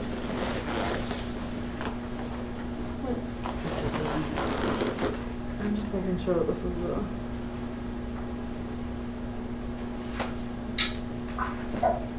We need to vote, or? Yeah, I'm just double checking that this is the right one. Is this the one that you removed the one for? Yeah, this is updated. Yeah, no, this is the right one. Okay. Did I do motion? Yes. Sorry, roll call. Sarah Moses. Yes. Aria Owens. Yes. Jeremy Olson. Yes. Daisy Ramirez. Yes. David Seymour. Yes. Amanda Harness? Yes. Samantha McDavid? Yes. All right. Next up is Courageous Principals. Dr. Garcia Sanchez? Yes, so this is a professional development that occurs for principals and cabinet level and other individuals that are working towards improvement for strategic planning, for support of any pivot around how we do professional development, leading professional development and SEL at the school level.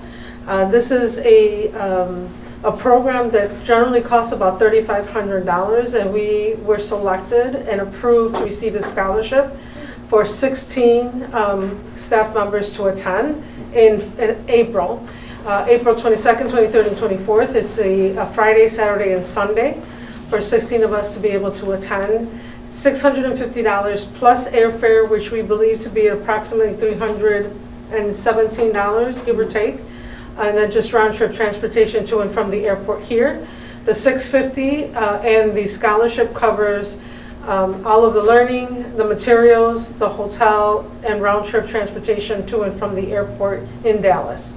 The reason that I'm asking for information and action today is because we need to inform Deloitte of our attendance on December 17th. If we do not inform them, we'll lose our spot. So I formally ask that the board approve that we take principals, cabinets, and 2 board members for professional development in strategic planning and SEL to support our strategic plan. So what's the total? So the total would be, that we would pay out is $650 for the learning at Deloitte, and then the round trip air transportation, which is, Jackie, $317? Like 317. So that would be about $967, so Yes. approximately $1,000 a person, and how many people? 16, So 16,000? up to 16. Can I ask a question why, if it's courageous principals, we're looking at bringing board members and then anyone from the cabinet and not focusing on maybe someone else that could rise up to that level, or assistant principal, someone else? Like, board members should, that's 2 slots that could be used from someone else in the district. I just wanted to understand the thought process behind that. So the purpose I'm is... with Amanda on that one. I'm not up for board members going. Right. Okay. My vote would be no. Okay, so the purpose of it is the recommendation from them, so that levels that approve school improvement plans and strategic plans have an understanding of what that looks like and how to be able to support the schools where they are. So that's the recommendation. Now, we can decide who goes, right? I'd be more than confident with you sharing that with us as a board. I don't think we need 2 people to spend $1,500 taxpayer money to do something when we're all basically here for 4 years anyway. I would be happy with that, just my vote. But I like the idea of crafting and honing our principles to be better leaders. That part I'm all about. I'm not as big a fan of the board member part like Amanda. Is there a specific headcount you have to commit to, and then we can determine who you'd like to? They've given us up to 16 spots. Up to 16, okay. And then as a tier 2, they've already allowed us, they're actually offering us a second round as well for either assistant principals or other cabinet members that should want to attend in the fall of next year, in the fall of 2022. So we would essentially approve for 16 people to go, and then Up to 16 people. So we do have 12 principals. So that would be, but I mean, go ahead. I'm sorry, I just want to check with Jackie if we got all 12 principals with a thumbs up. There was one that would probably go in the morning. So we already know that might be the case there. So for sure, at the minimum, we're looking at 13, potentially up to 16. Up to, yes. Because including yourself. Right now, correct. Right, okay. Yeah, I guess I would agree too. I mean, I don't think necessarily that board members would need to go. I don't know how everybody else feels about that. Did you say Deloitte's suggested board members go? So Deloitte allows for us to have a diverse amount of individuals to go to attend that we feel would be connected to the work that we're doing. So as I had expressed to them about the work that we're doing in development of a strategic plan and an updated school improvement plan, their suggestion was it might be a good idea. Okay. I think it might be a good idea, especially if you have board members that are on specific committees that align with whatever it is that they're doing. So, so if anybody's in a particular committee where topics that are discussed in here are going to be, you know, things that they need to learn about, then I think that that makes sense for board members to attend, because we are serving on separate committees, and in some of the committees we may not even be fully aware of, you know, everything that's going on or have full comprehension of it. So something like this will definitely help align in the way that we support the committees that we're in as board members. I think that makes sense. Again, you know, so if somebody's on the curriculum committee, the social justice committee, or other committees that line up, student services and other, then that would make sense. Especially if it's our priority from the district, our goal, our district goals and strategic priorities are connected. I just say this out of personal experience. I mean, I serve on a couple of committees, and Kyle has been great about educating us on a lot of things. My experience has been in higher ed, so every time I have questions, I go and ask him, and he's great about providing support. And I don't know if I'm the only one in this situation, but I'm sure that all of us are in different committees where some of these opportunities may come up, and I think it will be important for whoever is on these committees that if the opportunity is there for us to seek to provide additional support, as well as to see how we can support and advocate for whatever it is that those committees are in need of. That's, again, just my suggestion. I think based on what Daisy said and the fact that they did recommend it, maybe a compromise could be one board member goes instead of two to save money, but also it gives a person an opportunity. We don't have to, eventually we'll have to say who goes, right? But But not tonight. yeah, tonight is more about, is it okay if we can go? And then we can select up to 16. It doesn't have to be 16, but up to 16 individuals to attend. That would be inclusive of the principal. We're asking for approval tonight, so just because we want to make sure we clarify. Can you hear? I said we're looking for approval tonight, so it's probably important that if we're approving that 2 board members go, and if everybody's okay with that, I mean, that's what we're approving, so. I guess I don't understand that, but, I mean, I heard your logic. I'm gonna vote no if it's for board members to go. Because here's the thing, right? We're the balcony, we're oversight. It's your plan, right? You're creating it based on what we've already established as what we want to see. So I'm all about you and your staff getting to where they need to be in order to do so, and spending a little bit of money, as I've already said, to get there and see if this plan works. However, I don't see the need for us to send board members to a place for really leadership coaching. And we should already be there, frankly, if we got elected, number one. Number two is we have 4 people that in 18 months may not even be on this board. And so I guess, if you were going to do it, probably should pick people who are going to be on the board a little bit longer. And again, for me, it's a no on board members. I don't think it's necessary. Spend extra money, take more administrators, take more cabinet members, would be my opinion. So. So just to be clear, are we voting on the number, or are we voting on the individuals? Right now, I'm asking that I'm able to say yes to Deloitte and fill out the formal acceptance that's due Right. on the 17th. That's what I'm hearing from you, but in Yeah. a clarifying statement from Sarah, Okay. it looks like she wants us to agree upon who those 16 are. So that's what I want to know. What are we doing? Well, as this is presented, it's presented, it says, my intent is to take 12 principals, 2 board members, and 1 cabinet member. And then when you click on the link, it just is the link for Deloitte. So it doesn't necessarily clarify I mean, so it's written here that, what is the, oh, there's not a directive what we're supposed to vote for. You know, and I'm Yeah. looking at this brochure too, and, you know, the one segment, level 1, says it's offered to superintendents, principals, and assistant principals of K through 12 schools only. And focused on building communication influence skills of K through 12 school leaders. So, you know, again, I get why you would want your administrators focused on, you know, being able to communicate and influence in the K through 12 school ranks.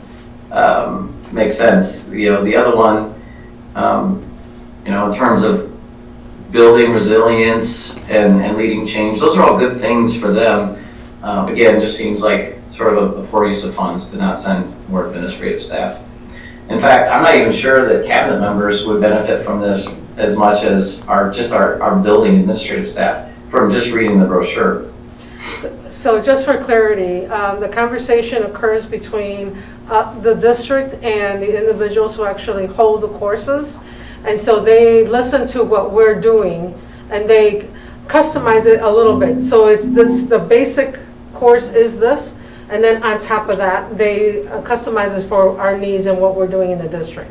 So because we are working on developing a strategic plan, we're developing school improvement plans, they'll be starting new school improvement plans at the school level, and Cabinet will be working with the teams to align the priorities to the work that's happening at the school. That's why they suggested that we bring those folks with us. So I guess, which cabinet members would you take, like, to do this work? I'm sorry? Which cabinet members would you take to do it? I hadn't thought that far, to be honest with you, but I wanted somebody with probably early childhood experience, and then someone that might have experience in making sure that we have good sound transitions from high school to college, or at least, you know, that kind of work and where that might be. But that doesn't, you know, I mean, like, I'm open to that. Really, it just needs to line up to what our strategic plan is. And the other thing too is that if we did some this time, then of course when the assistant principals, if we're allowed to go, then I would say that we could take another 2 at that time. So would it be fair for us to, right now, since you do need to get back to them as soon as possible, would it be fair for us to, right now, try to vote on the 16 spots and then for you to figure out what admits you take at a later time or whatnot? I mean, that just seems more logical. Well, if I RSVP for 16, I'm taking 16. Right. So it doesn't, you know, at this time, they're not asking for names, but they do want to have a number. Right, but for like right now, for the action that is needed, would it be fair for us to vote on those 16 spots and take advantage? I mean, it is a scholarship, and I think it is important that, you know, that we take advantage of it. So whoever you take, I mean, at that point is. That's essentially the question I'm trying to ask. Right, well, that's what, but it's not, I don't know, like. Are we it's not voting written on that way. 12 principals, 2 board members, and a cabinet member, because that's what's listed? Right, So that was my intent. Yeah. so that's what you want us to approve? Or are you saying you want us to, I guess that's the question, what do you want us to approve? So I'd like the board to approve the acceptance of the scholarship so that we can attend April 22nd through the 24th for 16 spots. Okay, so I guess it's not written like that here, so. Okay. I don't know, do we make a motion, or what do we need to do? Or like to pull it? Do you have any? Well, how about we make a motion according to how you state? Yeah. If we all Yeah, understand. can't we make a motion for, I guess I don't understand the urgency to name who they are, whether board members go or not. I feel like, I guess I thought we could approve it as up to 16 people. No, I hear that. I'm just Oh. saying it's not written like that. Oh, yeah. Right, So, but like, we will I could- vote on the motion that you put out. So basically, but I the guess motion I'm- in concept Right. is to approve accepting the scholarship and approving 16 representatives from our district to go. Right. Are you, And we have 16 people that we really feel like need this type of training, is what you're saying, in the district? Yeah. Yep. Yes. it's the proposal. That's All good, just checking. So have we just, I guess I'm still concerned with the 2 board members because it goes back to Jeremy saying if board members are being included, that's not dollars we want to spend. So if we're making a new motion, is there a way to say that it's for staff and not board members? Well, we would have to have a consensus. Do we have 4 people that, I'm not sure how to pull this apart. So, okay, we'll do this. We'll make a motion. I'll make a motion to approve that 16 spots be reserved, not including board members. And we can vote on that motion, and then if that fails, we can vote on a different motion. So. I'd be down with that. I think we should phrase it as up to 16, not including board members, and then I'm a yes. Okay, so well, let me make that motion, and then we can vote on it, and then if it Couldn't we fails. just poll and see who, or I'm sorry. No, what you were go gonna ahead. say? I think you're going to say what you said. I guess Okay. before there's a motion, I guess we could just Poll. see Okay, go where we're ahead. at with board members. All right, do you want board members to be able Given to the vote? recommendation of Deloitte asking for at least a board member, I'm okay with at least one. Okay, I feel the so same. David's one. Yeah, I guess I feel like it should be up to Minerva to decide who goes. I do tend to agree, though, that it should probably be newer board members, just because of that investment, if you will. Okay, But so you are okay with 1 or 2, I'm okay with, whatever the recommendation is? yes. Okay, so 2. Daisy? I'm also okay with whatever recommendation Dr. Garcia Sanchez makes. And you are not okay with board members? And Jeremy, okay, so the majority is okay with, are you okay with 2 board members? Or just 1?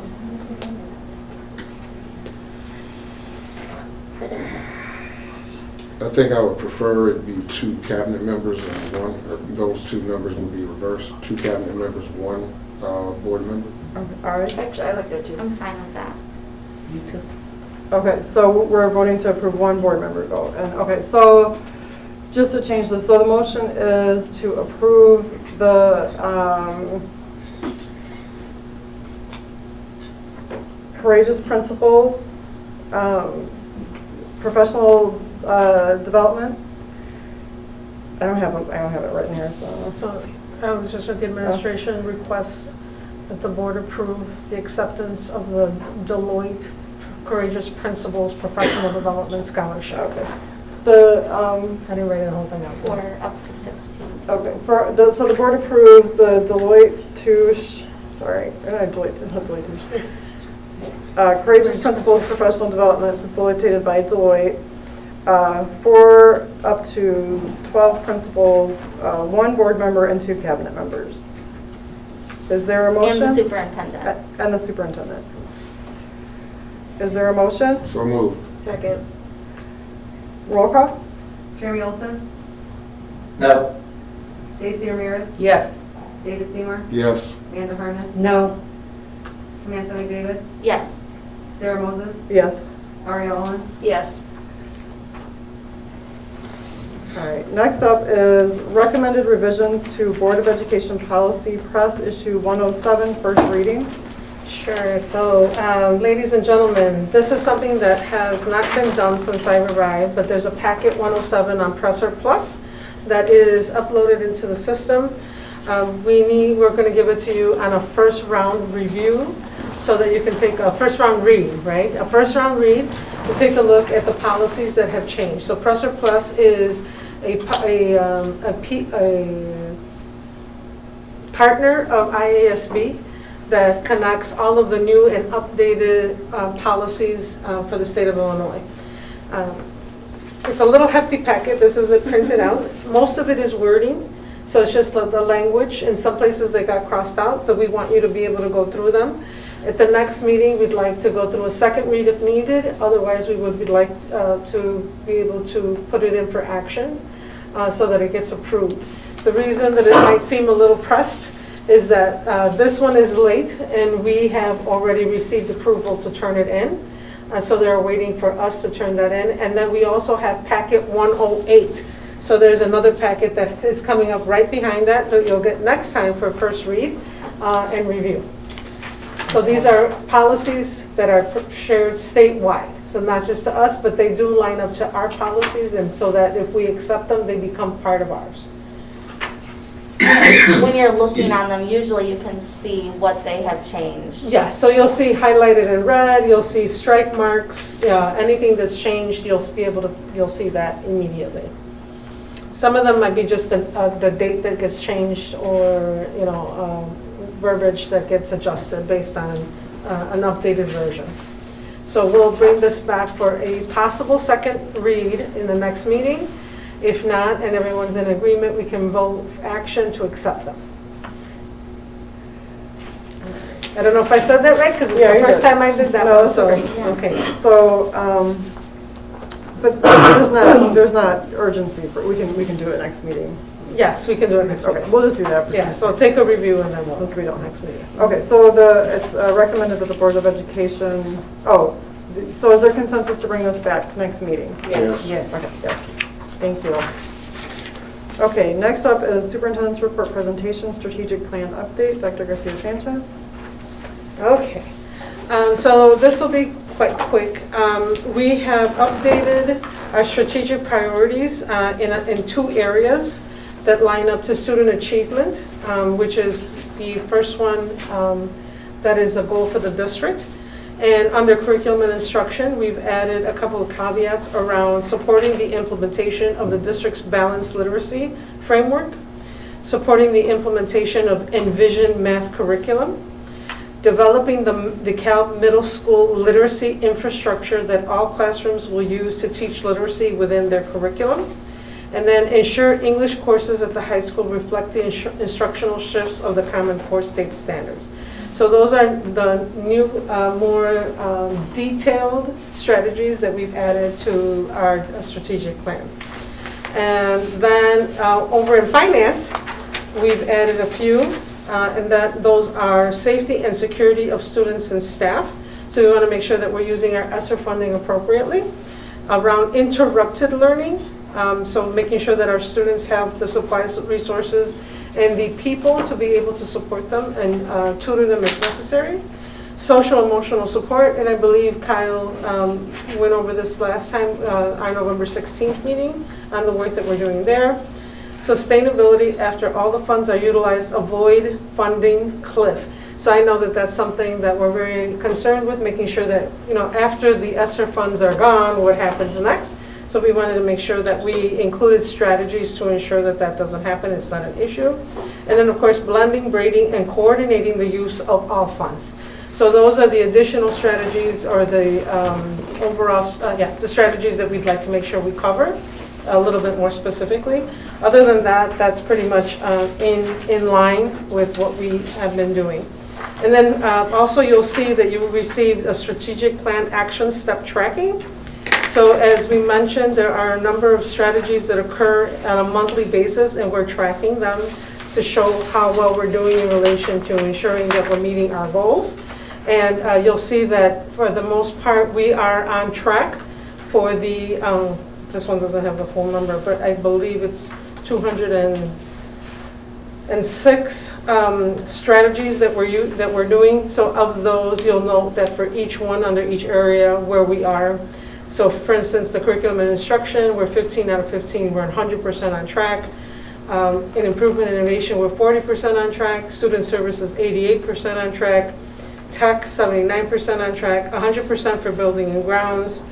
And that's just in the first priority. So for each one of the priorities, you'll have exactly where we stand in relation to making sure we're hitting those goals. I can go individually if you'd like for each one of the strategies. So if I may. Sure. Okay, so strategic priority number 2, community engagement and marketing. We are off track, mostly because we are still in search of finding somebody. Although we are doing a lot of the work in-house, we're trying to keep up. But it sounds like we are on track to finding somebody to take over that spot. In relation to strategic priority number 3, financial stability with equity lens, we're off track in one area, and then 80% on track in the others. And then human HR, we're on track 65% of the time and off track 7 of 20 for 35%. This is just overall for the strategies. We do have an implementation plan that you all have access to from the first time that we shared it. If you go there, all of this information will be there, and it'll tell you exactly where we land for each one of those. It's over probably 1,000 pages now, so I didn't want to print that out or attach that, but you have access to that. Where is that located at? Yeah. I'm sorry? Where is that located at, Minerva? It should be. It's in the first. I want to say in the September meeting, but we'll make sure that we pull it out and we'll resend it, the link. Yeah, it would just be nice to glance at, just to kind of see some of the things. Yeah. The breakdown. Right. So I think it was in the October meeting that we went one by one. It felt a little lengthy, and so we thought we might share it this way, just to show where it's a little bit more concise. But you can toggle between. It might be helpful to toggle. Absolutely. No, that's fine. If it's in there, I can go backwards. That's cool. So we'll just connect that, okay, Jackie? Thank you. So we're doing well. We're moving along. We're getting things done. Thanks to that staff over there. Folks are doing great stuff over there. Does anybody have questions? I guess, I guess think would be helpful is if, when we do this, if you attach, like if you put the big document in board docs. I'm sorry, say that again. When we do this, when you go through that, the presentation, if you put the document that you're talking about in the other. The implementation plan? Yeah, just in board docs. Yeah, that's pretty lengthy. Well, just the link. Okay, so like an example? Yeah. Okay. Well, no, just the link to the plan. One of the strategies? Well, I guess I'm confused because I'm trying to. So the strategic plan is this, right? And so this is where we are. Yes? Yeah, some of the information contained in the full plan is also confidential information. Thank you. But there is just a way to access it, right? Somewhere. So. Well, that could get put in executive content. Does it take up space on board doc? Like, is it hard to load large? It's a big doc. Ben, what do you think? It's not going to take up space. It's just that some of the specific details held within the plan for specific areas is confidential in terms of. It's a pretty large document. Okay. So if we shared it with them, it'd probably you can share it directly with the board. You said you wouldn't? I'm sorry? Did he say he would or wouldn't? I just couldn't hear. So what did you say, Ben? It can be shared directly with the board without issue. Okay. Oh. So it's a Google document, and it's just very hefty. Sure. Okay. Because there's probably a few thousand strategies in there because it's our whole implementation plan. Sure. So to put it here is and that would actually open it up for everybody to see. We wouldn't want anybody changing anything. Absolutely. Yeah. But we'll make it work for you. Thank you. Okay. Does anybody else have questions or comments? No? All right, let's go ahead. We will adjourn the meeting. Is there a motion? So moved. Second. Oh, wait, we have to adjourn to closed session. Sorry. I have to use the restroom. I know, everybody can take a bathroom break. Okay. We are going to adjourn to closed session to discuss the appointment, employment, compensation, discipline, performance, or dismissal of a specific employee, specific individuals who serve as independent I don't have to read all that. Is there a motion? So moved. Second. Roll call? Amanda Hornet, Yes. Samantha McDavid, Yes. Sarah Moses, Yes. Ariel Owens, Yes. Jeremy Olson, Jeremy? Roll call? Yes or no? You're muted. Muted.